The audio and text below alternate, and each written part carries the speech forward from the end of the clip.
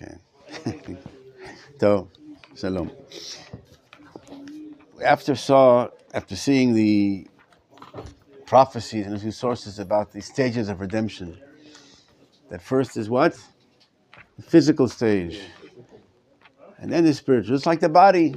Every person that's born, first is the physical development, the motor stages of development, and then the spiritual, the inner content, the intellectual side is more revealed as we go on. So too, all of history mentioned a lot of sources. But we're talking about now the physical side. What does that mean in practice, the physical redemption? So we saw that there's this life connection of the Jewish people in the land of Israel, that one without the other is not alive. That the land without the people is not alive, it doesn't give signs of life. What is that land giving signs of life?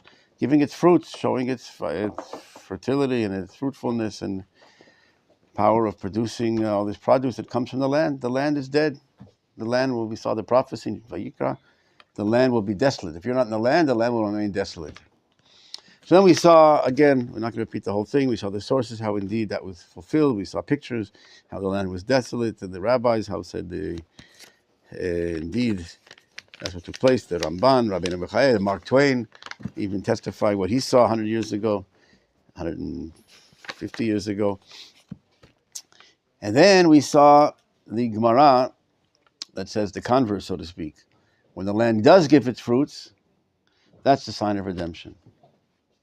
Because the land will not give its fruits to anyone else. If we're not here, the land doesn't respond. It knows its owner, its proper partner. So if it does give its fruits, that's a sign that the Jews are coming back. That's what we saw the Gemara that says when the land gives its fruits with a good eye, it starts giving its fruits. You have no greater revealed redemption than that. And they bring down the verse from Yechezkel, right? The God says to the mountains of Israel, shoot forth your branches, give your fruits, for my nation is soon to come.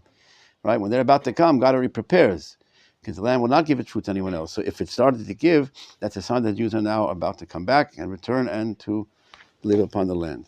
So they shouldn't come back to an empty land and then start working. So the land already starts to give before. The Malbim explains it's the first stage of the waves of Aliyah. A few people come back, the land starts giving its fruits, and then the main mass of the Jewish people come and have fruits again. But we said again, the fruits of the land is a very Beino side. Redemption is when everyone is holy, religious, the temple, spirituality, the lamb lives with the wolf, it's the change of mankind, and that's the final stages. But the first stage is indeed this physical side, but that's just the tip of the iceberg. Another one that when you see the land giving its fruits, that's the neshama is now demanding its expression, the super future goal that I'll allude to a little bit, but it's so amazing what that change of reality, of existence, of what vitality, what godliness permeates the world, of goodness, of oneness, of, like we said, in Yeshayahu 11, the lamb living with the wolf, the knowledge of God fills the earth. It's a whole change. If you read the prophets, and we'll bring that down some of where we're headed, the return of prophecy, the return of this connection to God is no longer as philosophical, religious. You believe, you don't believe. It's a tangible reality. There's connection so connected that we even levels of prophecy returning. Yoel chapter 3, the prophet. But all that begins, that's the neshama, that's the spiritual ideal, that's the goal that is now pushing and setting down first its receptacle on earth. Because again, the body is that receptacle, like we said, the human being, the baby that is born, and is first the body is built that receives the conduit to express and reveal that neshama. So the first stage is indeed that first, the body. And we say Shechianu to Brit Milah. What are you so happy about? What are you praising God for? A little body, 3 kilo. But that's the body of a neshama that's inside, that's now sending down its first, so to speak, its footsteps on earth to now enable the expression of that bigger inner content that is now about to be revealed. That's a sign. If you understand the baby that is here, that means you know that there's something inside that is now beginning to develop and push and to come to full expression. And that's where we come in. We have to come and help that to facilitate that process. Because it needs education. You have to educate the child. It's not automatic. The neshama is there. From day one, that neshama is there. But in our world, it unfolds. To reveal itself, it unfolds in these stages. First the body, what we mentioned before, like Yechezkel 36 and 37. First the body develops, etc. And then the neshama comes to full expression. And our goal, our obligation, and our privilege is to participate in that process, to bring about the expression, understanding, the awareness of what is taking place here, what the value of that baby is, not just a piece of meat. When you see the fruits of the land, that's the tip of the iceberg. We said that's the tiny bit of the beginning of the initial expression of something so great, a revolution of all of mankind, all of existence, returning to what it's supposed to be, what it was meant to be. God created the world, he didn't finish creation. It's like he created the world, and now it's our goal to continue and to bring it to its fulfillment. It will be, no matter what. The world, that's the whole purpose of creation, to reach this ideal, this endless, ad infinitum elevation arising. But our goal is to participate with that. Like it's a shutaf l'maaseh bereshit, the Rabbi say, to be partners with God in this amazing process to bring the world to its completion. But the world isn't complete yet. If you didn't notice, not everything is perfect and exactly. So what, God made a mistake? No, he purposely created the world such that we have room to grow and to develop and to participate. But nevertheless, we're talking about the stages. And the stage one was the land giving its fruits. And we saw also in the Megillah, we saw the letter of, you don't have the sheets yet. I'm going to pass them back again so we can read together. There's enough for everyone. So then we saw that letter of the Rabbi Yitzchak Elchanan, one of the great rabbis, the Rabbi of Kovna, the great posek. The next two letters here, one we saw and then one we'll see now, B'ezrat Hashem, from the book Shivat. There's more. Anyone? You need more? It's in Hebrew. So we saw the letter last week of this great rabbi. How do you understand or appreciate what is taking place? The Jews are coming back to Eretz Yisrael. They're not all religious, to put it mildly. They're not all fulfilling all the Torah and all the commandments. On one hand, the Jews are coming back to the land of Israel, fulfillment of the prophecies that we're supposed to come back and gather the exiles. But it's far from, again, the final ideal. So there are those that said this, disappointed. This isn't what we were waiting for, to come back 2,000 years, to come back to a secular state, etc. But here, this rabbi, again, this is before the state, 1891, this letter, that he says that, yes, this is Baruch Hashem. He says, Shechianu, that we have arrived at this point. We thank God that the nation is waking up to return back to the land of Israel. So what did he see? Again, he sees this movement, Zionist, secular Zionist, but he sees this movement that the nation is now waking up. That's an indication already that the neshama is not waking up. It's not like one type of Jew. The religious Jews are all coming back because they pray every day to come back to Zion, and the minute the gates open, all the Jews obviously pour into Eretz Yisrael. Otherwise, that would be that way. But you think that would be that way. The Jews who pray every day to come back, God, let us come back, bring us back to Zion. And you minute the opportunity is there that they would do so. And then you could say, the religious people are coming back because they believe it. The ones who don't believe, they're not coming back. But here we see, the other rabbi also, I mentioned your Rav Shua Kotna, one of the great poskim also, that said the fact that this movement encompasses all types of Jews. He calls them the less religious, you call it Pchutei Am, not the highest level, the median and the scholars, the righteous. The fact that it encompasses everyone, that's a sign that it's no longer some personal individual, a product of our free will. That those that look at the book, you're supposed to come, so they come. Here it's this, what we call the super conscious level. The neshama level is now pushing. It's a waking up of a new level. When God brings the Jew back to Israel, it's not because a few Jews chose, Herzl, Ben Gurion chose. This is now a divine process. When he says, I'll put in my spirit in you and you shall wake up. There's an awakening of a new spirit, a new push from within. Jews that don't believe, whatever, they don't believe in there's such a push within, but they're being pushed from within. And what unifies, what is the source of all these different types of Jews that threw away the books, don't believe in Yechezkel, so why are they coming? What's bringing you back? There's this inner force of this divine, what we call the Spirit of God, the Neshama of Am Yisrael. This not latent, but it's like I call it, there's subconscious and there's a superconscious level. The Neshama, the spiritual inner level, that the true essence of the Jewish people has been woken up by God and that's what's pushing them to come back to Israel. Each one gives their explanations of why. I'm coming back because, I don't know, emotional reasons, historical reasons, my grandmother, whatever, I don't know, she wanted to come to Israel, whatever, persecutions, whatever. Everyone has their explanations. We're not like robots. All of a sudden there's a divine push. I'm being pulled, magnetic divine pull to come to Eretz Yisrael.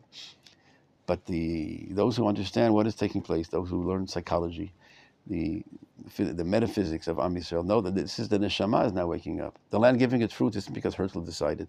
The land will not give its fruits until the time is when the Jews are coming back and what God wants them back. That's what this rabbi writes. That he says, B'Shechianu, here he talks about the nation, that the nation is now waking up for this holy matter of coming back to build the land of Israel, the desolate places. And Baruch Hashem, thank God many times that we have merited in our generation to see this.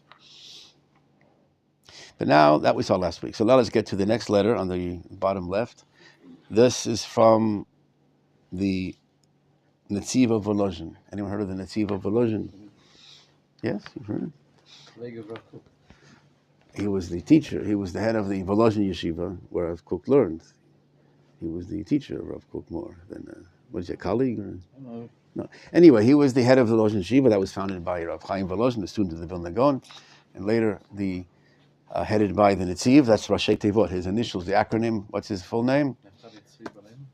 What's the Yud? Naftali Tzvi Yehuda Berlin. What kibbutz is named after him? You don't have to be a genius. Ein Hanatziv. Religious kibbutz named after Netziv.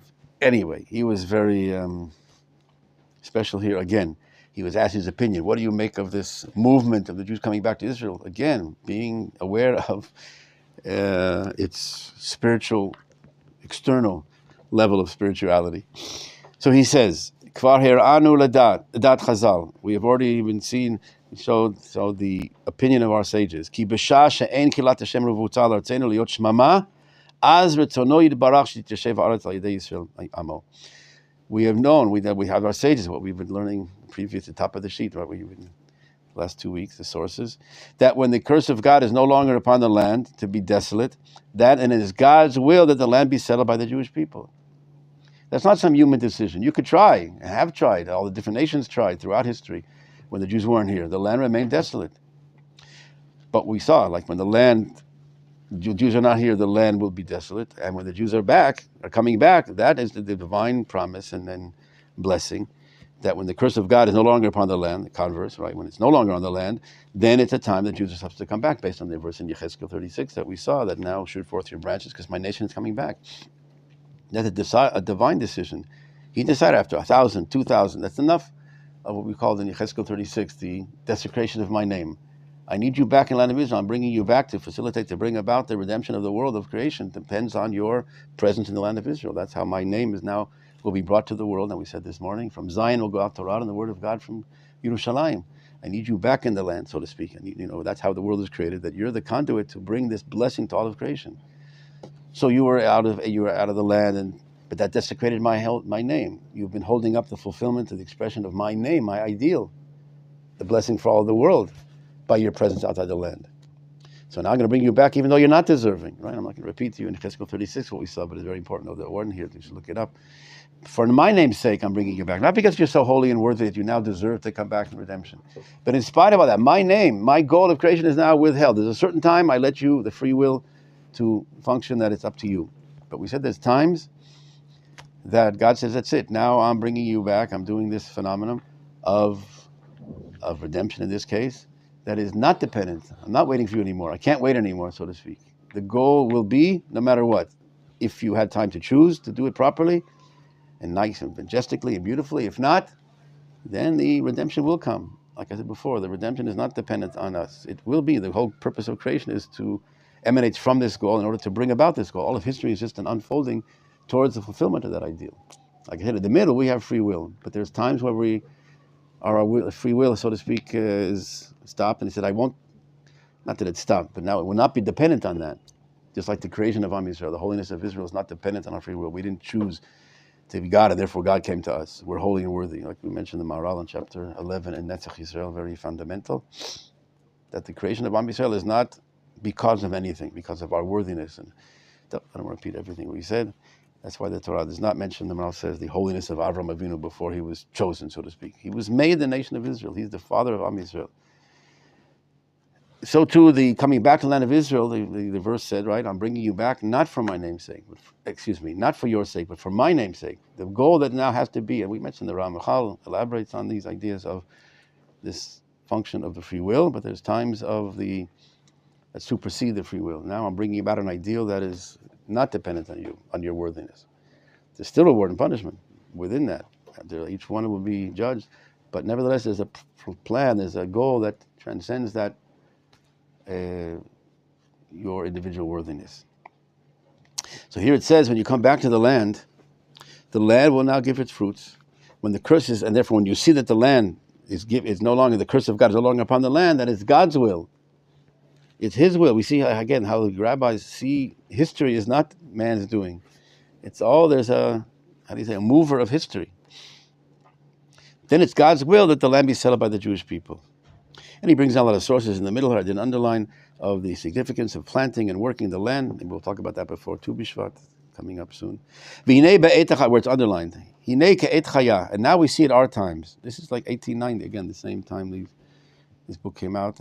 Letters from the rabbis at 1891.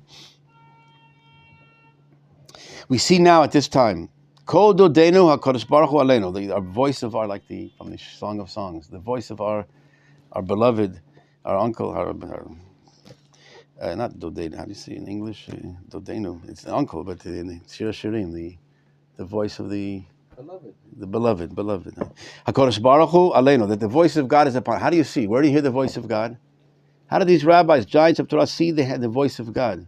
This is what we're talking about, the whole purpose. What we're trying to do is develop our vision to see how to see the world in its true essence, what's really moving the world.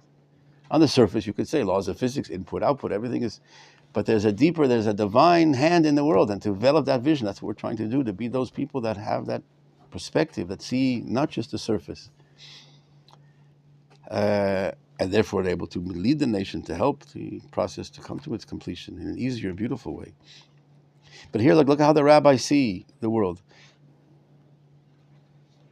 That first of all, you already said that when there's no longer the curse in the land is giving its fruits, then it's the will of God. But here he says, now I see, or we're now witnessing, to see the voice of our beloved, the hand upon us. How? What do we see? What? You see some miracle, some lightning bolt? Look what he says here. We see that many turnings of history are coming out from the hand of God, from the turner, the mover of history. May he be blessed. That it is His will. That we see that it is His will that the land be settled by the Jewish people. Where do you see it? Where does he see the hand of God, the voice of God coming out? So, where do you see it? He didn't see the Balfour Declaration yet. He didn't see the UN decisions. He didn't see the State of Israel. He already saw then. Where's the voice of God? Hita lev melech hakira. That he turned the heart of the Kaiser, the Tsar, not the Kaiser, the Tsar in Russia, and his ministers. Laharshot la'asot vad v'chevra la'asof kesef litmoch et achenu ovdei avdama v'balei malacha sheberetz Yisrael v'Syria. The very fact that in Russia they passed a law, apparently, the Tsar and his ministers passed a law, whatever, allowing the Jews not to come to Israel, to collect money to support their brethren, the workers of the land and the artisans in the land of Israel. There was a movement of, tzedakah, charity, whatever, helping those in Israel that are coming back. How many people are coming to Israel? That we'll see soon. But those that are coming back to help to support them, to collect money. So they made a law that the Jews are allowed to support this. Up to then, who knows what we were allowed. Jews weren't allowed to even. So now they had a law that they're allowed to support their brethren that are building the land and the agriculture in the land of Israel. And from that, the Netziv sees, wow, the hand of God is explicit. But he sees the hand of God calling out. Other people say, what are you talking about? Whatever. Because what does he say here? Turning the hearts of what does it say in the Pasuk? The hearts of kings in the hand of God. It's not stam, things that happen, political movements and happenings in the Balfour Declaration. This isn't, it's all human dealings. There are reasons. Everyone has their reasons and interests. But there's a hand of God fulfilling the prophecies exactly, stage by stage, exactly as he said would be. So these rabbis that see the hand of God in all this, which is what's really moving.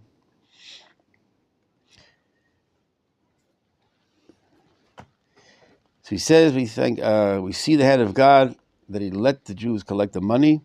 Oti, this is a sign. Ki kach Allah b'rtzon. This is a sign that thus rises, is upon the will of God. Lasot yishuv, to make a settlement of Jews, al yedei Yisrael, b'artzenu, in our holy land. And therefore, what's his conclusion? So sit back. So God's doing the signs. Let him continue. Let him bring the redemption. Therefore, we have to continue. Again, if you see the hand of God, that means that's his will. So you go with the will of God. That's what our commandment, that's what our Judaism means, to be to the will of God, to bring his will to fulfillment. And now you see in history, so we have the will of God written in the Shulchan Aruch, what to do, how to put on tefillin in the morning, what blessings to make here. But in history, how do you fulfill the will of God in history? That you have to know how to read the map of reality. Rav Kook writes, there's two books that God writes, the book of the Torah and there's the book of, he calls it history, the book of reality, in other words, of the world, of what's taking place. You have to know how to read the letters. The amazing letter about how to read the letters of history. Of Daniel, people didn't know how to read the letters. He talked to know how to read the letters of history, what God is doing. So here Netziv said it's the will of God, and therefore it is upon us to enhance, to blow in, to enhance the spirit of the love of the land of Israel. And to fulfill, to go with the will of God. It's not some Zionist, whatever, according to the way they define Zionism, others. This is the will of God now, returning the Jews back. We've been waiting for this for 2,000 years. Now it's finally being fulfilled. You see the hand of God opening up the gates. And again, what did he see then, opening up the gates? Now what will we say? People that don't see it, it's hard to believe. That people don't see the open gates. After all that he did, all that's taking place. But nevertheless, look what he saw then over 100 years ago. That this is the will of God, and we have to fulfill and go after the will of God. In any way that opportune that it's open to us. Be it be a physical activity, working the land, or or industry and agriculture or commerce, or in spiritual assistance. How? Hainu, hadpasat, to print books, to that talk about this amazing, lofty topic. ואין לנו לחשוב מחשבות, כי ראוי היה הדבר הגדול הזה באופנים אחרים. כאשר מצויר בדעות בני אדם. And we should not think that this matter, this lofty matter, the redemption, should have been in a different way. What, to come through Herzl? This is the redemption? This is what we've been waiting for? Secular Zionism? Secular state? We shouldn't think thoughts that it's worthy. This great matter should have come in a different way, the way that people imagine in their thoughts, in their imagination. We would have pictured the redemption. It was, the holy Mashiach and all the strival or whatever comes, and everyone is, the Beit HaMikdash comes down from, it's all perfect and holy, right? This is what we've been waiting for. People have this image in their minds. He said, we shouldn't think that we have better ways to bring the redemption. No, we have to tell God that, no, it shouldn't be this way, that secular has to come from the bottom, from secular people. We'll see if you read Emma Manis Mecha, how he brings about, how the sources, who it comes through, how the redemption comes back. Who came with the second temple? Who came back and built the second temple through which the oral law was developed in the time of the second temple through the descendants of who? Look in the 4th chapter of Kiddushin. What kind of people came back with Ezra? The 42,000 that came back. The majority didn't want to leave. Didn't want to leave Bavel. You asked that question at the end of the last year. It's nothing. It's a phenomenon that repeats itself throughout. But the second temple, the Rabbi, the Mishnah tells us what kind of people came back. Mamzerim, Shtukim. He didn't know who their fathers were. Mamzer, etc. Not the high class. As the Kuzari says, or not only the Kuzari, from the Gemara and Yuma, page 9b, in Talmud Bavli, that they didn't want to come back. He says the religious, the holy, didn't want to. They had it. They're waiting for the redemption. Like they're waiting for what they thought would be the redemption. Even though they knew it 70 years. The prophecy was 70 years to be in exile in Bavel. 70 years are over. You think that now, wow, there's... What was the percentage at 40,000? A very small percentage. Like Rashi brings down, and you'll see next week, of 1 out of 5. Remember, we asked last week, you mentioned at the end of the class. No, I showed you the Rashi. Jeremiah and Ezra, or just Ezra? Yirmiyahu prophesied to be 70 years. Ezra talks about the 42,000. Yeah, the book of Ezra has the numbers there. But like Rashi brings down, I told you like last week, no, at the end of the shur, after the shur, the Chamushim Alu, that only 1/5 came out of Egypt. That's one opinion. The Chazal bring more. Rashi brings down the 1/5. 1 out of 5 came back from it. The rest died where? When? In the plague of darkness.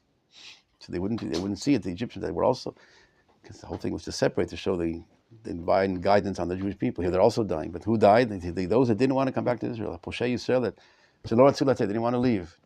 But not just a few. It was a Holocaust. 80% didn't make it out of Egypt. 20%, all of history, all the future, all the redemption and Pesach we celebrate. 20%. That's one opinion. The other was 1 out of 50. The other says no, Yeshua 1 out of 500. And the other. Tiny percent left. And the future of Israel goes through those. So too the second temple. 42,000 came back. And who were they? And he brought the Eman Smecha brings down Chazal that their names were bad and their actions were bad. They had names, weird names. You'll see. He talks about and nevertheless, through them, the second temple was the time of all the development of the oral law, the redaction, the Mishnah, from their descendants. So too, he says, in our redemption, you think that, wait, it should have been worthy to come other ways, through a different kind of people, not through Herzl. He was talking about Herzl, but later also Ben Gurion. This isn't this is the people that are disappointed. But he warns you not to think so. And this is what he talks about this week's parasha, last week. And so too, Moshe, I wouldn't usually bring it, but since it's now apropos. And that's what Moshe was punished for. That he said, Heim lo yaminuli, they won't believe me, and they won't listen to me, right? Moshe Rabbeinu, when you sent, he said, we read on Shabbat, they won't listen to me, they won't believe me. What, Amish won't believe in redemption? They're waiting for this. And he was punished for that. That Moshe, it's clear that Moshe didn't say they won't believe me in redemption. They won't believe that redemption is coming. So that's what they're waiting for. And he said, he gave the sign, right? Not that they don't believe in redemption. They won't believe that Moshe is the vehicle of redemption. They won't believe that you were seen to me. Because they didn't know Moshe as a gadol b'Torah. He wasn't the big holy man that they knew. That he was born, he was raised in Paro. Like he's the prince of, and Aaron was the holy man that they knew for 80. Moshe was gone for 80 years, right? He left, he ran away. He comes back, I'm just going to save you. He wasn't known as some, all those years. Aaron was with them and suffering with them and the prophet. And Moshe said that they won't believe in me. They won't believe that I'm the vehicle. They're expecting someone else.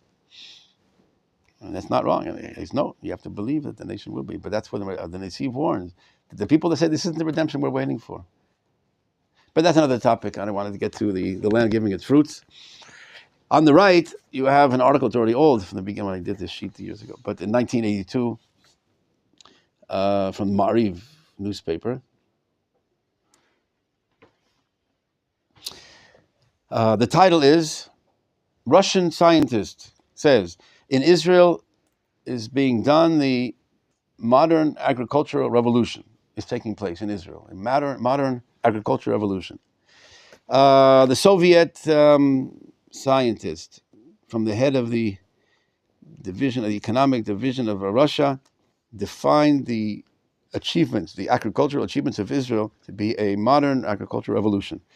The head of the Institute, I told define all these places, the Institute of Agriculture and Economy of Russia, Professor Makonyenko. Thus, he defined what's taking place in Israel in his report that he gave, according to the report that gave Professor Shmuel Forhalis, the head of the research and development of agriculture in Israel. He gave a speech at the address. Oh, yeah, I need people who said that? I need someone to help me. But Vadat Kalkalit, you can translate for me here. But Vadat Kalkalit, the European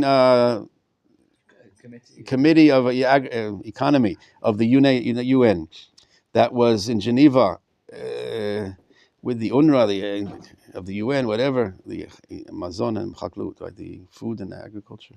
They have a name, is it UNRWA? The branch of the UN, of the agriculture, etc. That professor, he was invited to speak there, among others, at the address to the commission. The World Food Agency. The World Food Agency, whatever it's called, but of the UN, it says here. Anyway, the point is, he gave this speech to tell about the 34 years of development in Israel, of what we've been doing, the achievements in Israel. His address, Zachta, received great interest. Irregular interest from the participants of this commission, of this international commission, against the protocol. He was asked to give 3 extra hours to continue the discussion, the address, to go on.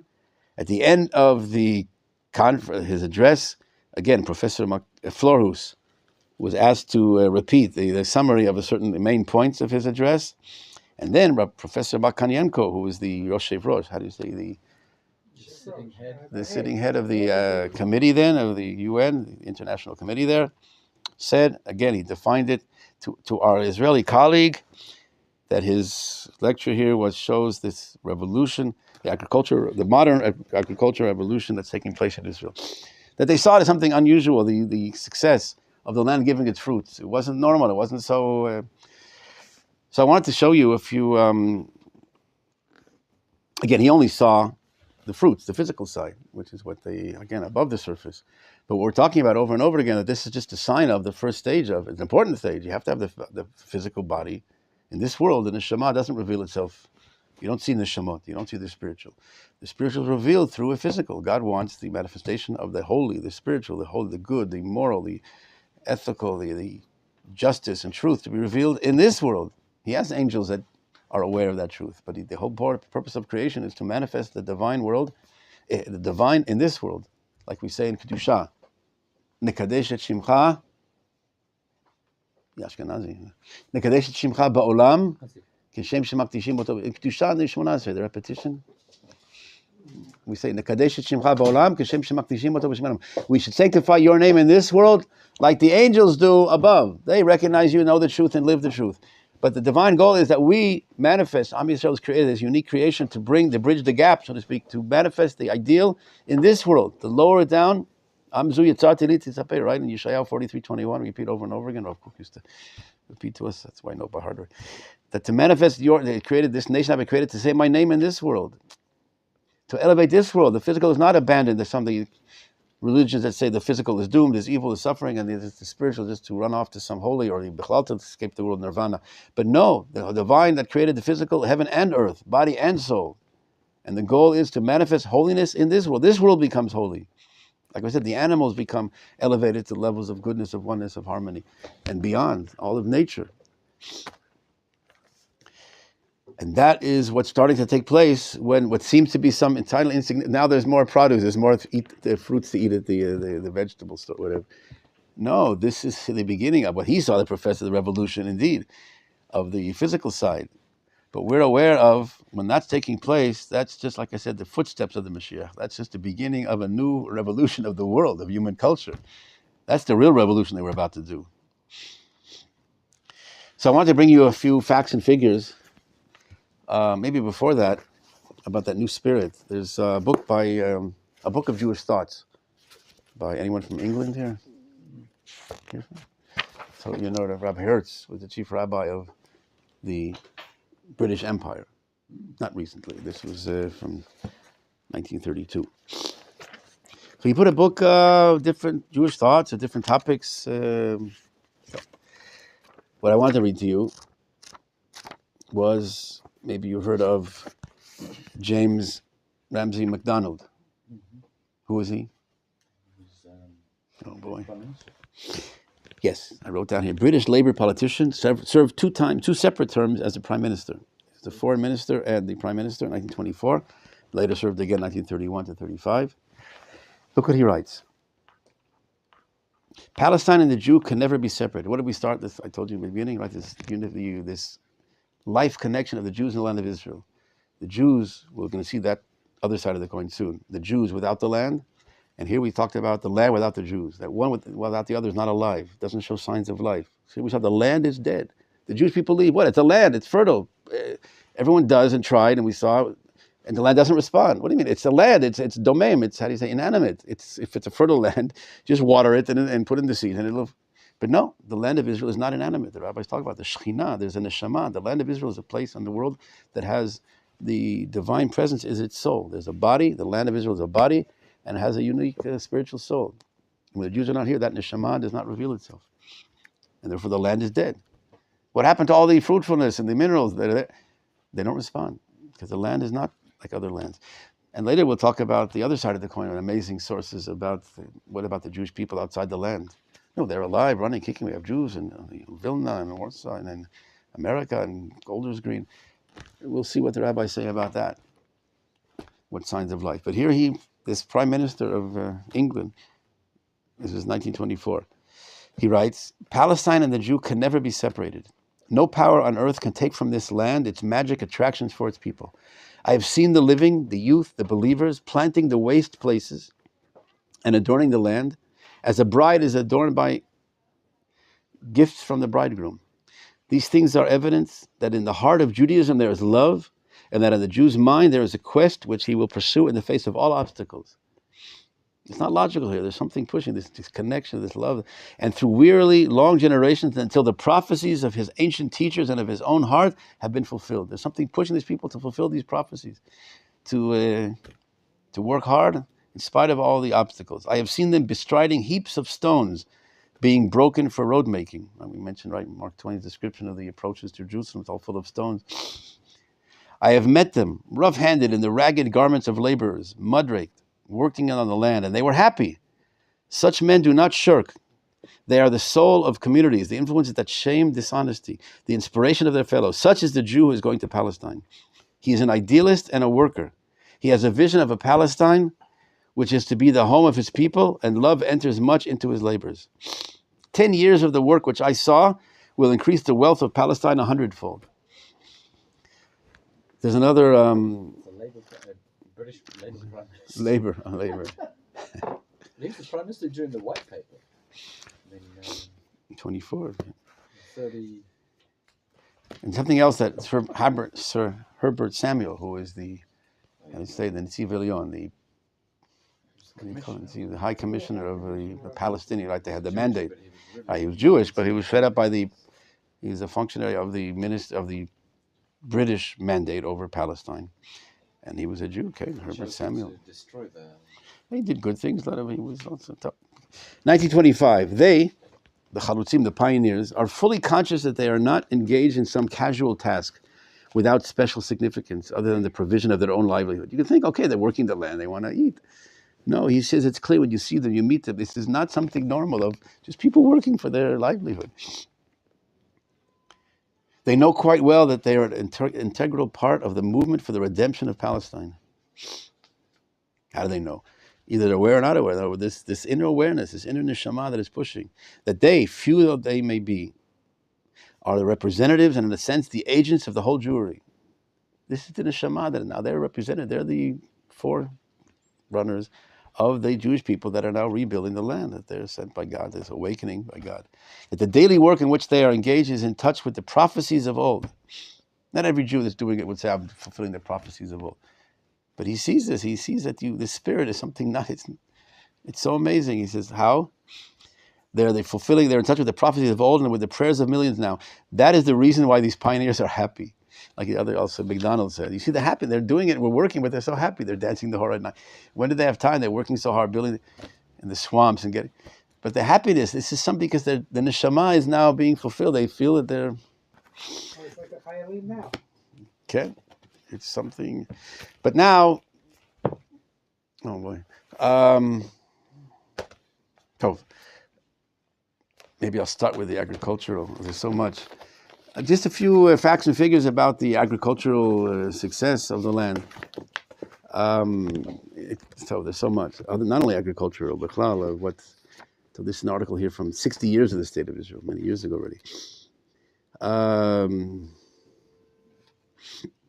In agriculture, the development of new species, right? Cherries, right? There was cherry tomatoes, the taftefet. We made the drop method, whatever, irrigation. But besides which, getting rid of the arid regions and turning the swamps into greenland, the palm trees in Israel give an average of 182 kilogram of dates a year. The average in the rest of the Middle East is 17. 182, more than 10 times the average of per. Two Israelis hold the world record of cotton production per dunam, 245 kilogram. The world average is 70.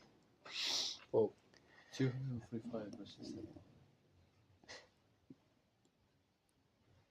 Maybe I'll so this well, it's so the high tech you all know, the Discon key, the ICQ is all done here. Waze, I have the Aero missile, the Mobileye, Iron Dome, the water gen, making water out of the air, like in Africa they're doing. There's so much. It's right, the VoIP, that whole thing that was for the over the internet, whatever was developed in Israel. If I don't remember, the NT operating system was developed by Microsoft Israel. The Pentium MMX chip, the old days, was developed here at Intel. Both Microsoft and Cisco built their only research and development facilities outside of America in Israel. So mainly the first ingestible video camera. There's many things. How the other countries come here. It's like put together years ago, even though they're old. 2006, Israel leading the way in wastewater treatment techniques, water reuse and wastewater management. Is the highest in Israel. Leads the way. Reusing its water then, 70%, the highest in the world. Biogas. Biogas. Leading environmentalist Alon Tal opened the first Israel-hosted UN conference on deserts and desertification. He says, we need to learn from the resilience of Israel in developing dry land. Deputy Secretary General of the United Nations Convention to combat desertification. Desertification. To make desert come alive, I guess. No? Desertification. No, it is fighting. You're fighting desert. Fighting desert. No, not to come alive, right, to get rid of it. To fight the, right. I didn't say I'm an expert in it, I just read. Desalination, whatever. The new oil, the desert making the irrigation, desalination, or the desalination plants, turning organic waste into energy. It's seawater into fresh water. You take out the salt from the seawater, desalinate. Okay.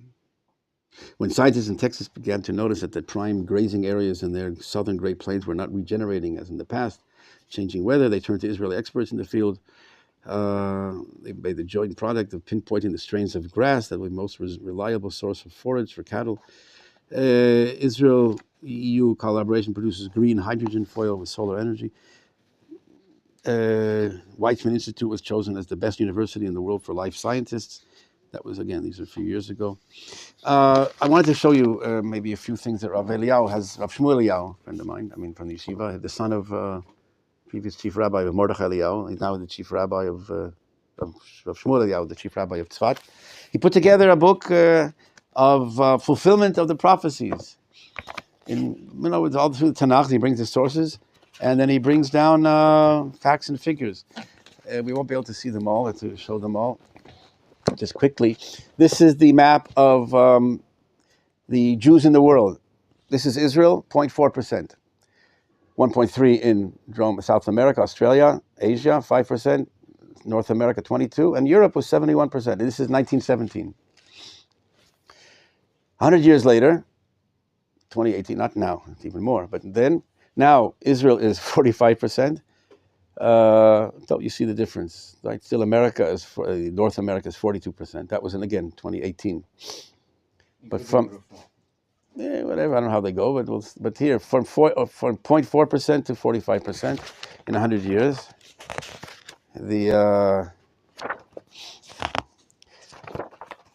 He brings down, again, I'm skipping all the verses in the Tanakh and the prophecies. This was just from the 3 years, from the state of Israel, 48 to 51. We were here, Israel, we're 5.7% of the Jews in the world to 11.9, doubled our population within 3 years. You know what that means, to double our population, economy, and it's not a simple thing, but it doesn't stop there. Sharansky, this is the population of Israel, 1882, 24,000, going up and up and up. The state of Israel is 650,000. What the rabbis say in the Midrash, that when you're 600,000 was when you were redeemed from Egypt, and 600,000 received the Torah. That's a special conduit, a level of the physical that enables the spiritual to be revealed. It needs a proper body, right?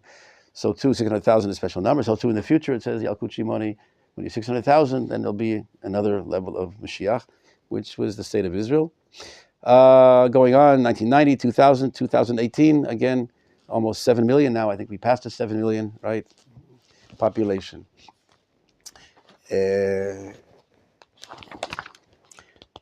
Still going to Israel.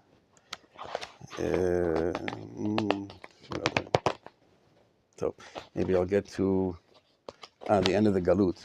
This was the Jews in the exile, Jews in Israel. Obviously, after the Shoah, we had 16 million. Now you see Israel's going up, and soon we're going to be more than, maybe not already had now, we're already at half, more than the majority of the Jews in Israel. This is assimilation in America. 1970, until 2013. How much? Over 58%. It's much more than that. Like 80%. 80%. In the Reform community, 80% into that. This is the Jews in America. Not America, Europe. This is the Jews in Israel. Yeah. Now he gets to our topic was the land giving its fruits. He brings down the sources, the pictures. We saw last time the pictures also.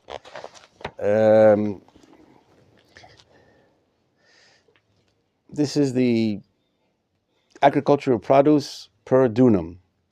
In Israel is the blue. This was 1969. We were more than the average of the world, but now this is again 9 years ago already, 10 years ago. This is the world, the whatever color, right? And this is the Israeli average of produce per dunam. Here it's about apples. Again, the same thing, the average of kilo per dunam of apples, malafafonim, and agvaniot, tomatoes. Here's grapes. Again, you see that Israel, again, this is a country of how many people? What kind of product? We'll see about the land. How much land do we have? Look at the land. Australia has agricultural land per dunam per person. So you think we have a lot of land, we can produce so much to be, look at this, the Australia, we're down here, 0.7, how much land we have for agriculture, and yet the produce, here the milk per cow, liter per cow per year. This is Israel, 11,000, look at the rest of the world. Hodu, Russia, New Zealand, Australia, Holland, America, the next closest to us is Holland, but look at that, the cows here are heard about redemption. They give more. Okay, there's more, but our time is up for now. We'll continue with, see the other side of the coin of the Jews outside the land. What does that mean?